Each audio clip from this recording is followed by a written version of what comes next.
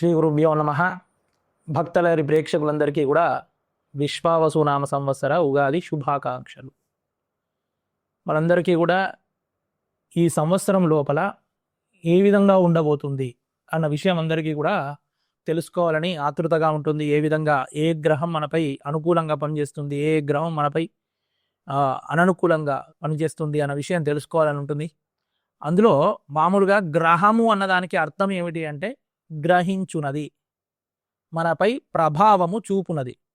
గ్రహము అంటే మనపై ప్రభావము చూపునదాన్ని, మనపై ఫలితాన్ని అంటే మనల్ని గ్రహించి మనకు దాని రిజల్ట్ మనకు అందించేదాన్ని గ్రహము అని అంటారని చెప్పుకున్నాం. గమనించి చూడండి, ఇప్పుడు సూర్యచంద్రులు ఉన్నారు, సూర్యచంద్రుల ప్రభావం మనపై ఉంటుంది. కాబట్టి కనిపించే గ్రహాల లోపల ప్రత్యక్షంగా ఈ రెండు గ్రహాలు, భూమి కూడా మూడవ గ్రహంగా మనం చెబుతూ ఉన్నాం. కాబట్టి ఈ మూడు గ్రహాలు అయితే మనకు కనిపిస్తూనే ఉన్నాయి.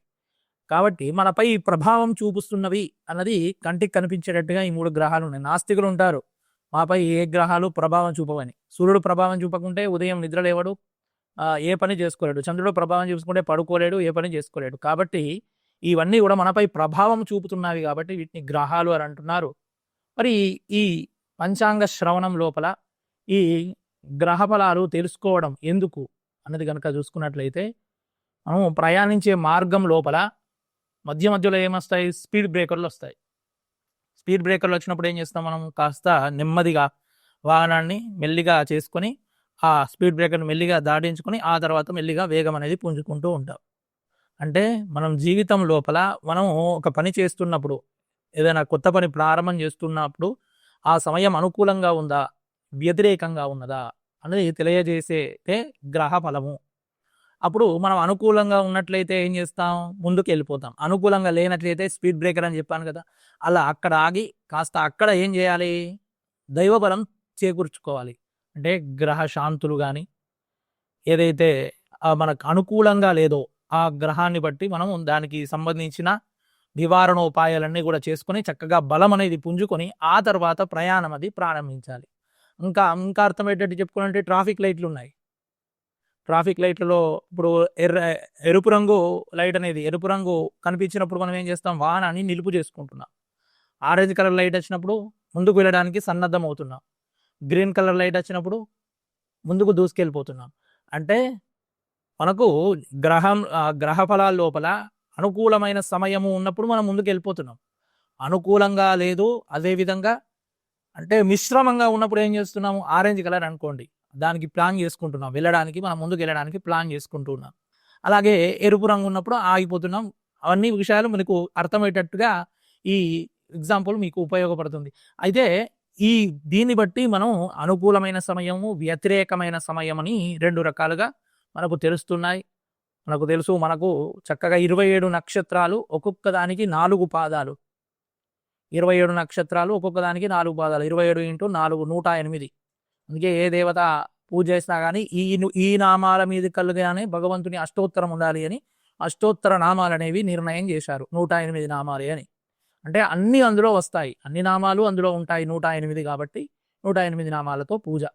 కాబట్టి ఈ 108 లోపల అన్ని గ్రహాలు, అన్ని నక్షత్రాలు, అంటే అన్ని నక్షత్రాల నామాలన్నీ కూడా పొందుపరిచి ఉండబడుతుంది. అయితే ఇక్కడ మనకు గ్రహ ఫలాల లోపల ముఖ్యంగా మనకు గమనించవలసింది రాజపూజ్యము, అవమానము, వ్యయము, ఆ తర్వాత సంపాదన అంటే వ్యయము, ఖర్చు. అదేవిధంగా రాజపూజ్యము, అవమానము, ఈ రెండు విషయాలు గనక చూసుకున్నట్లయితే మనకు ఈ సంవత్సరము మేషరాశి వారు మొదలుకొని మీనరాశి వరకు ఏ విధంగా ఉందో తెలుసుకుందాం. గ్రహ ఫలాల లోపల ఆదాయము, వ్యయము, రాజపూజ్యము, అవమానము అని ఇవ్వబడుతుంది. అంటే ఆదాయము అంటే మనం ఎంత సంపాదిస్తున్నాము, ఎంత ఖర్చు అవుతుంది, వ్యయం. రాజపూజ్యము, అవమానము అంటే ఎంతమంది చేత మనం కీర్తింపబడుతున్నాం, ఎక్కడెక్కడైతే మనకు అవమానం జరుగుతుంది అన్నది ఈ రెండు విషయాల ద్వారా మనకు సంవత్సర ఫలం అనేది అంచనా వేయడం జరుగుతుంది. పంచాంగ కర్తలు ఆ విధంగా సూక్ష్మంగా ఆ సంవత్సరం అంతా ఏ విధంగా ఉంటుందో మనకు తెలియజేయడం జరుగుతుంది. అవి ఒకసారి మేషం నుండి మీనం వరకు ఏ విధంగా ఉందో చూద్దాం. మేషరాశి వారికి ఆదాయం 2, వ్యయం 14, రాజపూజ్యం 5, అవమానము 7. వృషభ రాశి వారికి ఆదాయం 11, వ్యయం 5, రాజపూజ్యం 1, అవమానం 3. మిథున రాశి వారికి ఆదాయం 14, వ్యయం 2, రాజపూజ్యం 4, అవమానం 3.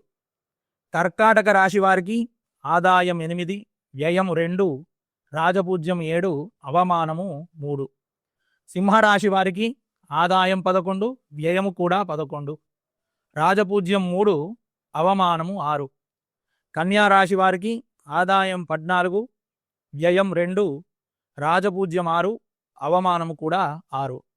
తులారాశి వారికి ఆదాయం 11, వ్యయం 5, రాజపూజ్యం 2, అవమానము 2. వృశ్చిక రాశి వారికి ఆదాయం 2, వ్యయం 14, రాజపూజ్యం 5, అవమానము 2. ధనస్సు రాశి వారికి ఆదాయం 5, వ్యయం కూడా 5, రాజపూజ్యం 1, అవమానం 5. మకర రాశి వారికి ఆదాయం 8, వ్యయం 14, రాజపూజ్యం 4, అవమానము 5. కుంభరాశి వారికి ఆదాయం 8, వ్యయం 14, రాజపూజ్యం 7, అవమానము 5. కాబట్టి ఈ గ్రహ ఫలాల లోపల ముఖ్యంగా గమనించవలసింది ఈ విషయాలు. ఇంకా వాస్తవానికి మనము ఇది అంతా కూడా ఎక్కడ వినాలి అంటే గుళ్ళో దేవాలయంలో భగవంతుని సమక్షంలో కుటుంబ సభ్యులందరితో కలిసి వెళ్ళి వినవలసింది గ్రహ ఫలము. కాబట్టి సూక్ష్మంగా మనం రాశి ఫలాలను మటుకు ఈ యొక్క ఆదాయ వ్యయాలను బట్టి రాజపూజ్య అవమానాలను బట్టి మనం తెలుసుకుంటాం. కాబట్టి సూక్ష్మంగా ఇక్కడ తెలియజేయడం జరుగుతుంది. మీరందరూ కూడా చక్కగా పంచాంగ శ్రవణం ఉగాది రోజు సాయంకాలం ఆయా దేవాలయాలకు వెళ్ళి కుటుంబ సభ్యులందరితో కలిసి ఈ పంచాంగ శ్రవణాన్ని విన్నంత మాత్రం చేత చక్కని ఫలాలను మనం పొందవచ్చు. ఇంకోటి ఏంటంటే అక్కడే ఎందుకు వినాలి, ఇక్కడే మొత్తం అన్ని చదువుకోవచ్చు కదా, లేదంటే మేము చెప్పడం కాకుండా మీరే పుస్తకం చూసి చక్కగా చదువుకోవచ్చు కదా. ఇక్కడ అక్కడే దేవాలయంలోనే ఎందుకు వినాలి అంటే దేవాలయం అనేది చక్కగా ఒక పాజిటివ్ వైబ్రేషన్ నిండిన క్షేత్రం. అక్కడికి వచ్చిన భక్తులందరూ కూడా తమ అరిషడ్వర్గాలన్నింటినీ పక్కకు పెట్టి నెగటివ్ ఎమోషన్స్ అన్ని పక్కకు పెట్టి అక్కడ భగవంతుడి మీద ఏకాగ్ర చిత్తం చేత నమస్కారం చేసుకోవడం వల్ల అది క్రమంగా క్షేత్రము తీర్థయాత్ర పుణ్యక్షేత్రంగా అది విరాజిల్లుతుంది. అంతేకాకుండా అక్కడ ఉపాసన శక్తి ఉన్న అయ్యగారులు ఉంటారు. ఉపాసన శక్తి ఉన్న అయ్యగారులు అక్కడ మీకు ఈ సంవత్సరం బాగుంటుంది అని అన్నంత మాత్రం చేత సంవత్సర కాలం అంతా కూడా మనకు మంచి శుభ ఫలాలను మనం పొందవచ్చు. ఎందుకంటే అక్కడ ఉపాసన శక్తి చేత ఆయన ఆశీస్సులు అందించడం ద్వారా ఆ సంవత్సరం అంతా కూడా మనకు చక్కగా చక్కని శుభ ఫలాలను మనం పొందవచ్చు. కాబట్టి ఇక్కడ ఎంతవరకు అయితే మనం ఇక్కడ తెలుసుకోవాలో అంతవరకు సూక్ష్మంగా ఈ ఆదాయ వ్యయాలు రాజపూజ్య అవమానాలు మనం తెలుసుకోవడం జరిగింది. కాబట్టి ఈ విషయాలను గ్రహించి మీరందరూ కూడా మీ దగ్గర ఉన్న దేవాలయాలకు వెళ్ళి పూర్తిగా పంచాంగ శ్రవణాన్ని ఆలకించి ఆయా దేవతల అనుగ్రహాన్ని పొందండి. లోకా సమస్త సుఖినో భవంతు.